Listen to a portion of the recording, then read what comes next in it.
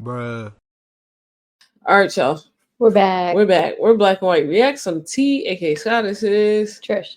Alrighty. So this is the tonight's conversation, or whatever y'all want to call that.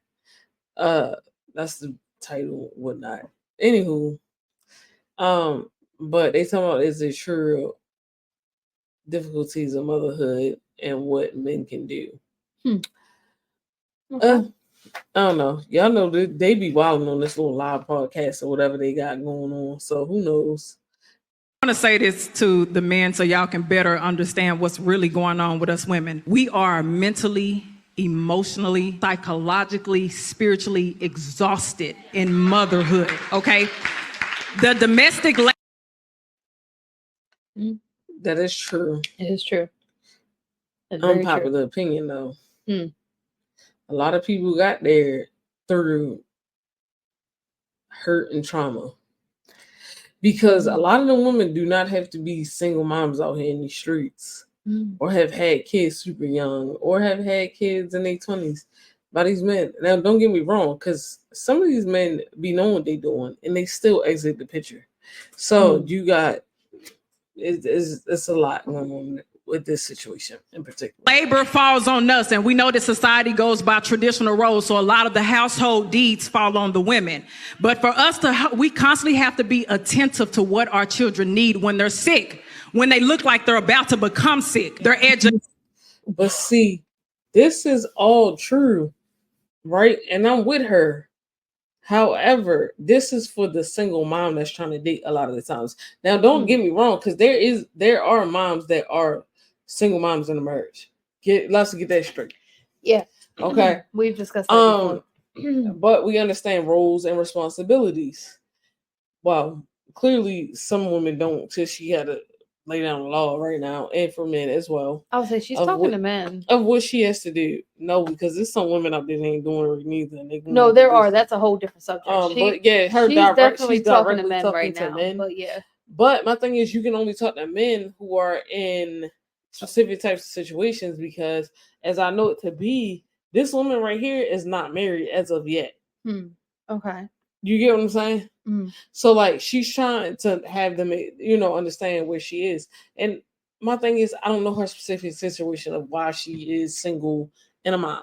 I have no idea. Like, I don't know. Education, their emotional well-being, them learning, their coping skills. This is all of everything that we are paying attention to. On top of loving our children, we're trying to find spaces to be able to love ourselves. On top of trying to create safety for our children, we're looking for safety and security within ourselves. And sometimes, because of all of the expectations and obligations and burdens and the load on us, we can't find that safety. So we turn to our partner, and sometimes in our partner, because they resent us so much for the transitions that we have faced in our motherhood, we can't find safety with them as well. So Ooh, that was a word. That was a word. That's a word. That was a word. That is a word. And that is very true. This will rival, the men out there that claim they provided energy, but they really not. No. The ones that's like, nah, I'm gonna sit back and wait for a woman to come to me. Y'all, oh my God, please don't get me started on y'all. We didn't address that in the podcast. That is some feminine ass behavior. Motherhood is exhausting. If you're going to do it right, I'm gonna say that. If you're gonna do it right. If you're gonna do it right, but also like, if a man is not in his provided energy and he just with you, you're gonna experience all of this tenfold. And it's not to say that like women who have the provider man don't experience some of this, but they're not experiencing this to because this women extent. who this is crazy. Women who are in a relationship or married, and like we said, are going through or living the experience of being a single mother within a marriage, it's harder to go to bed with someone who is refusing to tap in than it is to go to bed by yourself. As lonely as going to bed by yourself might feel, you not laying next to someone who refuses to see you or to see what you need. Additional activities that take place between husband and wife, that ain't finna happen. Right. You have allowed her mind to be exhausted and to be concerned about a bunch of other stuff. Yes. we're designed to be mothers. We're not designed to be exhausted 24/7. Yeah, that thing she said about the kid looking like that when he's sick. I swear, earlier this year, I think it was like February or March, my daughter got sick out of the blue, started throwing up. And ever since then, if she says her stomach hurts, my initial instinct, I still am like, she's getting ready to throw up.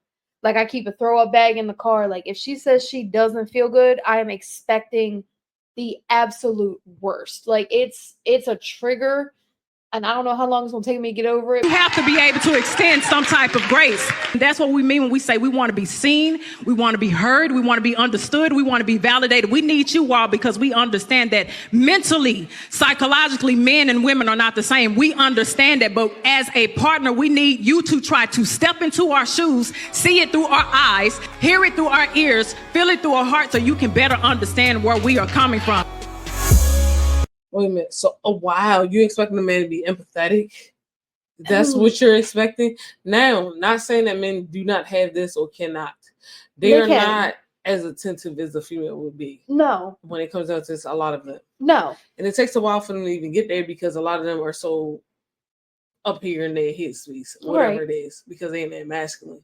But like, you have to be able to come down. But that also goes along with providing energy. Right. Like, you're not just providing her monetarily, you're not just providing her like, family. man, y'all gotta get that. Like, part of that is you being able to counteract her emotions and making her feel stable, and also being able to step in at certain specific times. She's not telling you she needs you to be there 24/7 actively with your child.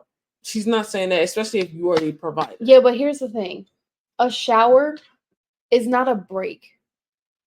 Y'all need to get that through your heads. She should not have to ask you to be responsible for your child so she can go shower or take a nap or go to sleep. And when she's sick, she shouldn't be the only one up on her feet taking care of that child. Like, men have this, like, I'm going to sit back and let you handle it. We might be more naturally equipped to do it. That is a true statement. I believe that. However, that does not mean that you should not put forth an effort to relieve some of that. Like, all most women want is for you to show some type of effort. That's really it. That's really all it takes to please some of us, is for you to say, how can I help? And even if you can't do everything we can do, you can do half of it, and that still is a help. Mm-hmm. Men got to get that through their heads. And women, you got to stop settling for someone who won't even try. Y'all really got to stop settling for that. They settle for a lot of things, because if you don't date properly, you don't know how to ask questions that, true, in hindsight, will help you make your decision. Because technically speaking, when we are the picker, like, guys' job is to sit there, they chase, they whatever. They're supposed to ask us and wait for an answer. Go after it. Your job is to be able to go yes or no. True. Like, this is either for me or it's against me. But a lot of the times is I'm starting to find out from certain guys like that we're not even getting out there and asking specific questions about this guy. We're expecting them to hand over information without actually, and I don't want to say a date is an interview, but at the same time, if he's asking questions, like, and you want to know the answer to your question, you should also, in hindsight, be asking questions. Like, you are just sitting up there just letting him just go in and plug along, and he's asking you all these things, and then, like, you're assuming, like, because he's asking you things, these things also align with his life, and that's not always true. It's not always necessarily true. That's true. That is true. A date is kind of like an interview.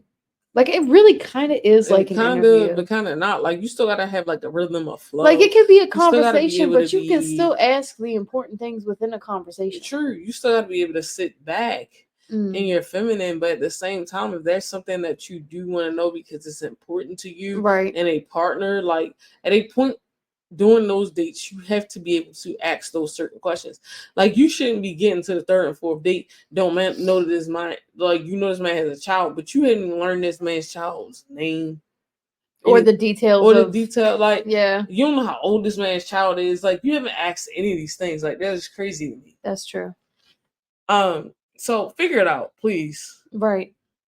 Because like we just get worse and worse in society. Yeah, certainly.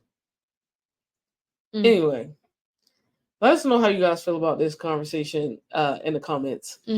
Like, comment, subscribe, hit that notification bell. Come back and see us.